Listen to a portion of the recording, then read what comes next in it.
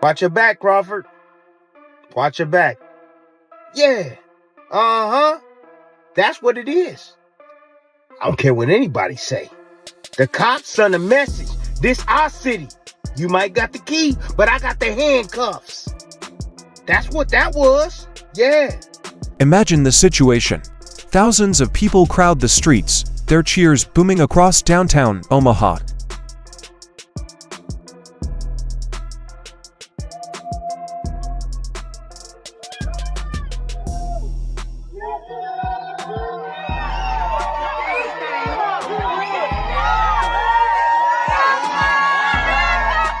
They're come for Terence Bud Crawford, a hometown hero. Una cosa con la otra, la colonia que me roba me quito amistades, pero así es puro para adelante, y la cosa está que arde, y aquí no perdón.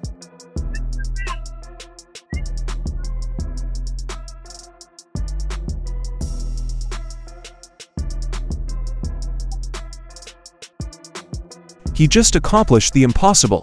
He is now the world's undisputed super middleweight champion. He organizes a procession, receives the key to the city, and serves as a symbol of greatness. He is currently the monarch of his universe, but just a few hours later, that same king was ordered out of his car at gunpoint, his hands in the air, and regarded as a menace rather than a hero. Stepping out, seatbelt. You don't step out. I'm opening the door. You can take I'm mine opening the off door. of me right here on my right. I'm keeping my fucking hands up. I'm not reaching for no gun, bro. Step out. Can I move my? Step out. Yeah, that's crazy. All that serious? You actually gun is all that necessary? You serious? Just come, yeah, dude. If you serious?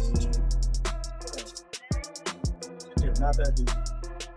Joey in Omaha was not solely for another victory, it was to recognize a really historic achievement that elevated Terence Crawford's name to the pinnacle of boxing history. Just weeks before, he had performed admirably in Las Vegas against the fearsome Saul Canelo Alvarez.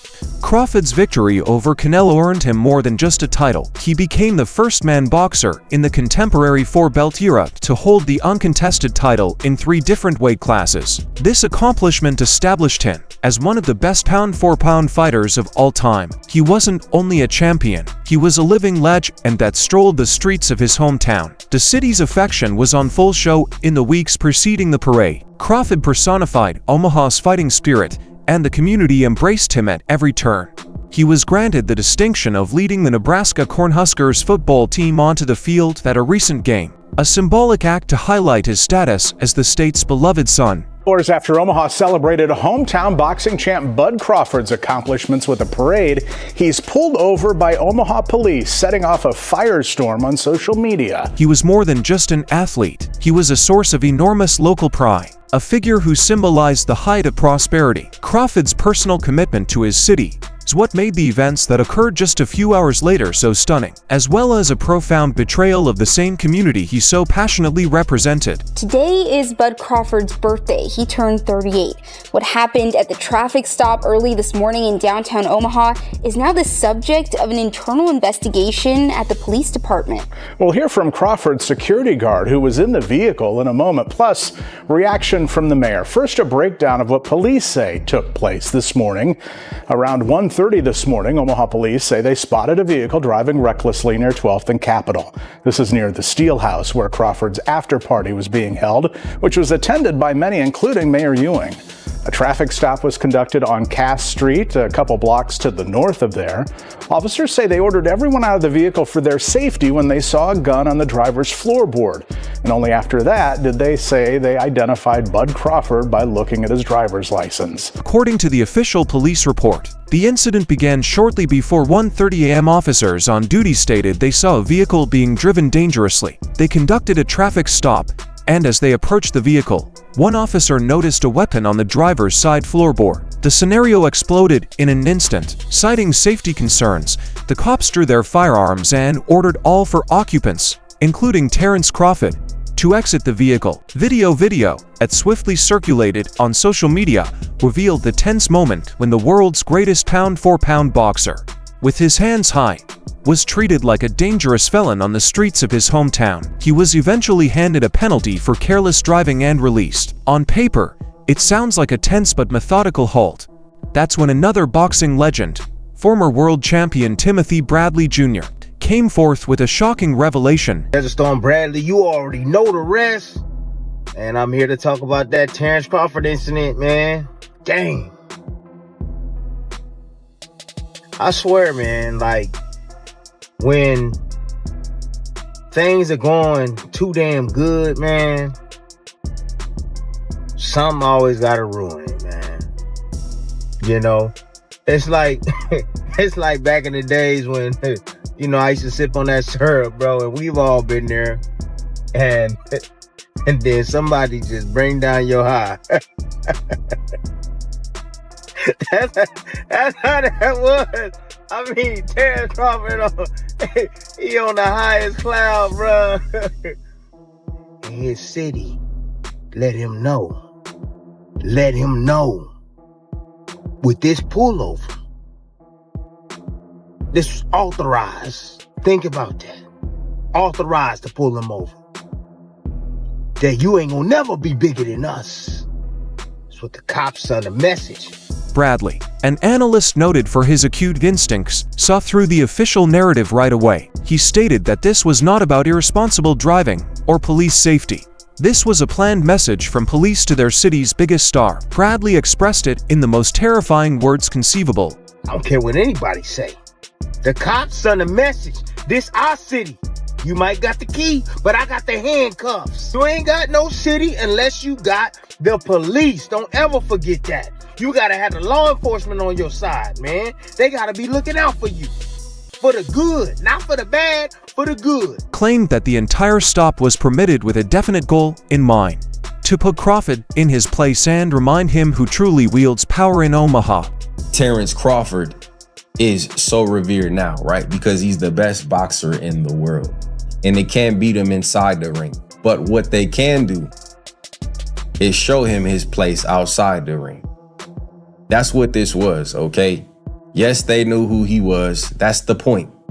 Y'all keep saying, man, they knew who he was. Yes, they knew who he was. That's the point.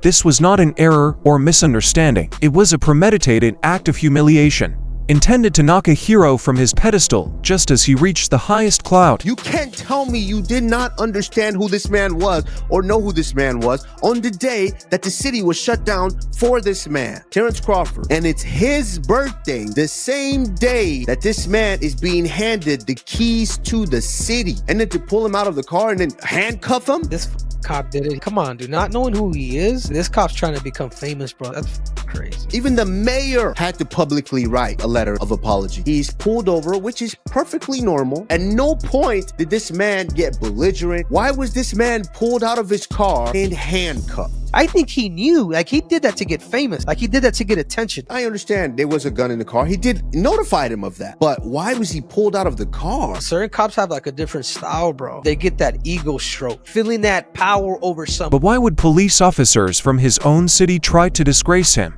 According to Bradley, the motivation was one of the most ancient and damaging human emotions: terror and filtered jealousy. Terence Crawford, it don't matter what you do for your city, man. Bruh, I'm letting you know right now, man. With this incident right here, they waiting on you to do something bad. This dude right here, he was trying to jack you. He was trying to catch you slipping. That's all it was.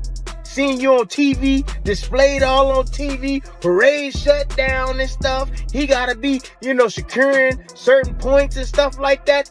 He mad to see you be as big as you are. He described the officers as outraged as they watched Crawford's victory procession and the city shut down to congratulate him. In their eyes, he had grown larger than them and the institution they represented. Bradley stated it plainly. Ain't no way around it. Jealousy and envy.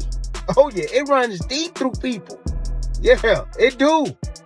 Yeah. And this young gun or whoever the hell he is, and I hope so. Hey, I hope he be reprimanded, man. Put you in handcuffs in your city, bruh. In your city in handcuffs. But this is the reality we live in, people. This is the reality we live in, man. You can be doing everything right, man. There's always somebody trying to bring you down. It's a disturbing charge, at the very people sworn to protect and serve were motivated by a personal desire to bring down a local hero whose star was shining too brilliantly. They were waiting for him to make a mistake, and when he didn't, they staged an incident to make it appear as if he had. According to the official police report, officers saw a pistol on the driver's side floorboard and drew their firearms. However, Kasim Chavez, Crawford's chief of security, who was in the car, flatly denies this. According to Chavez, Crawford had already notified officers that he did not have his license or registration with him, and had left everything at home, implying that he never reached for anything. Be a man who can receive his second key to the city and have a firearm pulled on him by the Omaha Police Department all in the same day. Imagine that. Man, I thought we were getting ready to lose our lives. Oh man, it was terrible. It was terrible. Chavez claims the situation escalated when Crawford, who was legally licensed to carry, simply said, "I have a firearm, too." This declaration, rather than a visible weapon, apparently caused the officer on Crawford's side to go crazy and go completely unhinged, ordering them out of the car at gunpoint despite the fact that no real gun was visible on the floorboard. As soon as he said he had a firearm, the police officer that was on his side became unhinged. I literally have my hands on top of the ceiling and the inside of the vehicle. He never see a pistol, he never see a firearm anywhere. They didn't even see the firearm on me because of the way I was positioned in the vehicle. There was no reason to have drawn guns on us. That no matter how prepared you are, no matter how calm you are, if you run into a rogue police officer who wants to escalate, then he's going to escalate. Emphasizing the scary character of the event, Crawford's lawyers also called the police's rationale into question, as well as the initial basis for the stop. While the officers claimed reckless driving, they conceded that they did not have radar equipment to monitor speed. This revelation calls into doubt the initial pretense for stopping the vehicle, implying that the entire encounter was staged. It depicts a troubling scenario in which, rather than following genuine traffic laws, the police actively sought a pretext to impose power over a character who had become larger than life in their city, inventing excuses where none existed. To demonstrate how personal and twisted this occurrence was, Timothy Bradley presented a shocking story from his own experience, demonstrating how differently things may have turned out. Years ago, before he became a household figure but was still a well-known local boxer, Bradley went out late one night after leaving a club. By his own admission, he was inebriated and acting foolishly, revving his sports vehicle, performing donuts in the street, and overall driving recklessly. He was so out of control that he blew his car's clutch and had to stop. The next thing he knew, police lights flashed in his rearview mirror. He was caught dead to rights and realized he was in big danger. But what came next was breathtaking. One of the officers recognized him. He knew Bradley, his father, and the value he brought to the community. Instead of pulling him out of the car and handcuffing him for several obvious offenses, the officer merely said, "Hey, do you need a ride home?" Palm Springs cops looked out for him. I thought in that moment for us, I said, you know what, I better tell the truth. I said, hey man, I saw some honeys.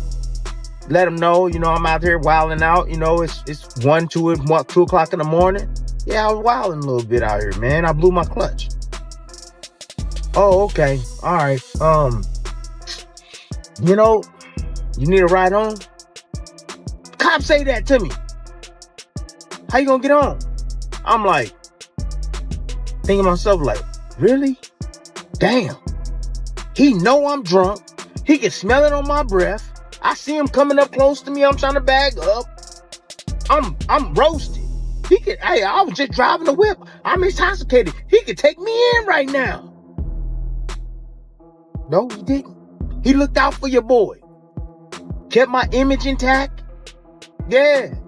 Law enforcement, Palm Springs PD, looked out for your boy. They saw a local hero, even if he was committing a foolish mistake, and chose to maintain his reputation rather than destroy it. They handed him a pass. This stunning contrast exposes the truth. Bradley, who admitted to being intoxicated and driving carelessly, was protected. Crawford, who was charged with reckless driving while carrying a lawful pistol, was treated as if he were a dangerous criminal. The distinction tells all about Crawford's motive for being arrested. The entire premise for the guns-drawn approach is based on one detail. The officer spotted a firearm in Crawford's car. But this is when the official story completely unravels. As Timothy Bradley pointed out, Nebraska is a constitutional carry state. It is entirely legal to keep a firearm in your vehicle. This ain't right, man. And it shouldn't happen. And I hope something happened to that officer, man, that put you in handcuffs, bro, because if you know anything about the state of Nebraska, you have the right to carry. You do. Even in your vehicle. Yeah.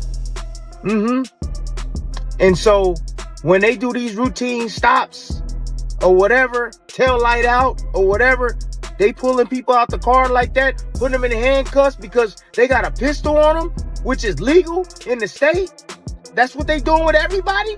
I highly damn doubt that. In reality, the police eventually confirmed that Crawford and his security detail were all legally allowed to carry. This raises the essential question, exposing the entire affair for what it most likely was.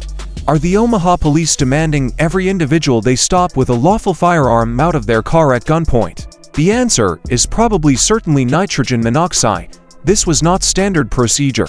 This was a procedure designed expressly for Terence Crawford, changing a legal right into an excuse for violent and demeaning behavior. It implies that he was targeted not for his actions, but for who he is. An explosive situation involving a beloved figure such as Terence Crawford could not be ignored. The video went viral, and public outcry drove the city's authorities to act. Omaha Mayor John Ewing issued a statement saying his heart sank when he learned how Crawford's joyous day had ended. He added that he spoke personally with the boxing champion and acknowledged the gravity of the situation, recognizing that it harmed trust between the community and law enforcement. I was briefed this morning and my heart sank, to be quite honest. So I was heartbroken that something that was so good would then have an issue that would potentially have people concerned about police-community relations. Most important thing I think that Bud and I talked about is that we would have a thorough investigation and that we would be completely transparent in that investigation. Police had swiftly committed a thorough internal affairs probe and promised transparency. The fact that the city's senior officials had to intervene and begin a formal investigation indicates that this was no routine traffic stop. It was an event that shook the city and revealed a profound, unpleasant schism between the police and the people they are supposed to protect. With an official investigation started and his city on edge, Terence Crawford was left to deal with the treachery. He had defeated every opponent in the ring, rising through the weight classes to become legendary. However, his greatest battle came not from a scary opponent under the brilliant lights of Las Vegas, but from a dark row in the one place where he was supposed to feel safest. Timothy Bradley's closing statements on the subject acted as a stern warning to his fellow champion. Crawford, keep an eye on your back. Keep an eye on your back. It's a terrifying reminder that for some heroes, the most deadly conflicts don't involve world titles. Sometimes the battle is for fundamental respect on the streets of your hometown against an unexpected foe. So that's it for today's video. If you loved it, remember to like, subscribe, and ring the bell symbol so you don't miss any future videos. Don't forget to leave your comments in the comment area.